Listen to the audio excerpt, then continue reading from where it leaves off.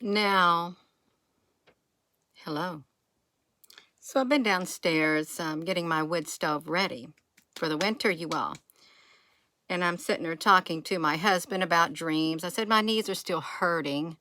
He said, because you was outside overexerting. I said, no, it happened in my dream state. I said, some people don't believe that there are things that happen in the dream state. They are visited in their dream state. Then all of a sudden, my husband goes, well, Solomon was visited in his dream state by God. I said, what? He goes, yeah. He appeared to him in his dream shortly after David, had passed. You all, now listen, my husband, he's got a good memory up there. When it comes to the Old Testament, it literally is like it's embedded in his mind. And it is, it's just out of the blue. So, and I'm going to take you to 2 Chronicles 1. We're talking about people having things happen to them in their dreams. And those who don't believe in the supernatural, so those who don't believe in the spiritual realm and all that kind of stuff, none of that exists. Certainly King Solomon was not lying when he said the Lord God visited him in his dream. Now, he was not lying. Okay. For those who, I've never heard that he would ever lie. Okay, that's right. King Solomon, the wisest of all. Ah, the wisest of all. Oh, it is Sunday, you all. Well, that's great. Now let's look at this. You got to read this, you all. We're going to read it. I'll flip it over to 2 Chronicles. 2 Chronicles 1. Now Solomon, son of David, established himself securely over his kingdom, and the Lord his God was with him and highly exalted him. Then Solomon spoke to all of Israel, to the commanders of thousands and of hundreds, to the judges and to every leader in Israel, the heads of the families.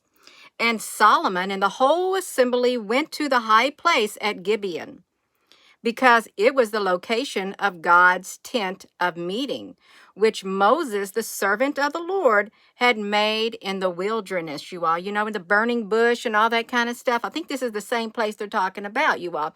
We're talking about the dream state, how people have been visited in their dreams. And here we have 2 Chronicles, where Solomon himself, King Solomon, he literally adds validity to it, because he was visited in his dream by God. Let me flip it around, you all. We're going to flip it.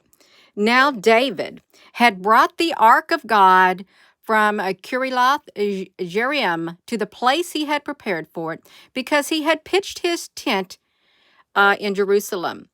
But the bronze altar made by Bezaleel, son of Uri, the son of Hur, it was in Gibeon before the tabernacle of the Lord. So Solomon and the assembly inquired of him there.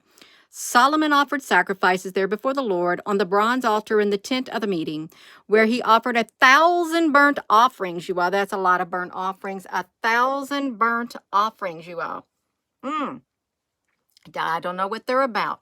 We're talking about the dream state, people being visited in their dream state. King Solomon is adding validity to this when he says God himself appeared. Okay, so look at this, you all.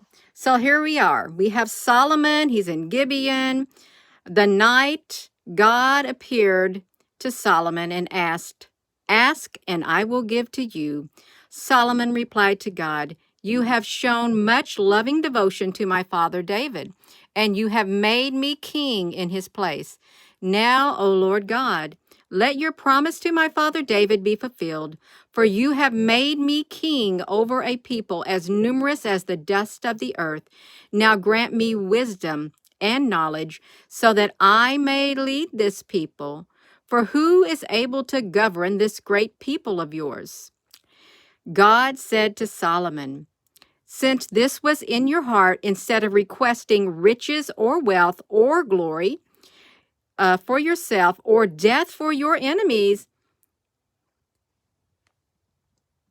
God said, since this was in your heart and you didn't ask for money, you didn't ask for wealth, you didn't ask for your enemies' death, and since you have not even requested long life, but you have asked for wisdom and knowledge to govern my people over whom I have made you king.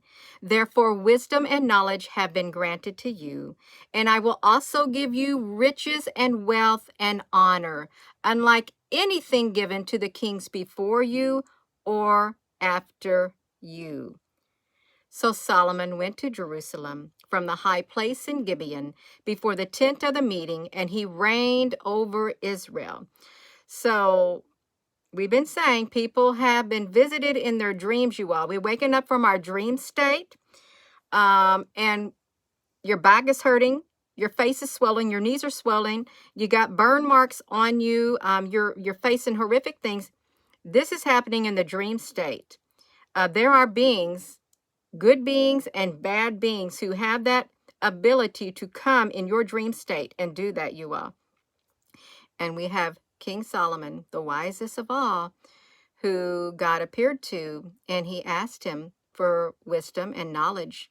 And because he did not ask for wealth, honor, long life, he did not even ask for God to take vengeance on his enemies and kill them. Hello to those who like to preach hatred on your enemies. King Solomon did not ask for any of it. God knew what was in his heart, and he granted him what he asked for and everything thereafter because of his heart. Visited in his dream state, physically appeared to him in his dream state, the other realm. And thus you have King Solomon.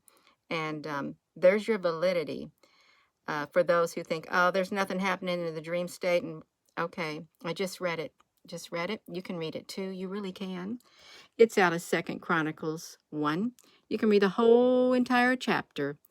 You sure can. David, and then you have Solomon, and then you have God. You have shown much loving devotion to my father David, and you have made me king in his place. Now, O Lord, let your promise to my father be fulfilled, for you have made me king over people as numerous as the dust of the earth. So God said, since this was in your heart, instead of requesting riches and wealth or glory for yourself or death for your enemies, and since you have not even requested long life, but have asked for wisdom and knowledge to govern my people over whom I have made you king, therefore wisdom and knowledge have been granted to you, and I will also give you riches and wealth and honor unlike anything given to the kings before you or after you, you all. So that's what happened. It is. That's right, you all. It's right, Christina, honey. Michelle, that's right, you all. So I am going to go. I just wanted to get up here. My husband, I'm sitting there cleaning the ashes out of the stove. My hands are got, I'm trying to get my stove ready for winter. I'm talking about my knees and my dream state. And he said, well, God appeared to Solomon. I said, nah. He goes, oh, yeah. I said, where was it at? Oh, I can't remember exactly, but he did. So I looked it up. He told me exactly what happened. That's right, you all. I'm going to go. If you're just tuning in, Gina Honey's going to go. I wanted to share this. The dream state, that is a real realm. And beings, good beings and bad beings, have the ability to go back and forth, you all. You have the good, you have the bad. So with that being said, you all, hello, and thank you. Hello, wherever you are in any part of the world. Hello. From my heart to yours, I love you. Have a wonderful rest of your evening, you all, and your afternoon. I got to go back down there and finish cleaning out all those ashes of that wood stove. That's right, you all. He didn't ask for nothing selfish, just wisdom and knowledge. He didn't ask for God to destroy his enemies. No, he didn't ask for their death.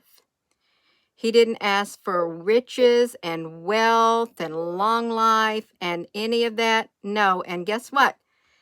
Because God was able to look inside his heart, he knew his intentions were pure. Therefore, he was granted what he asked for and all that went with it, you all. That's the moral of the story. It's literally, it's what's inside of here is what it boils down to right here. Have a wonderful rest of your day. You all, love you.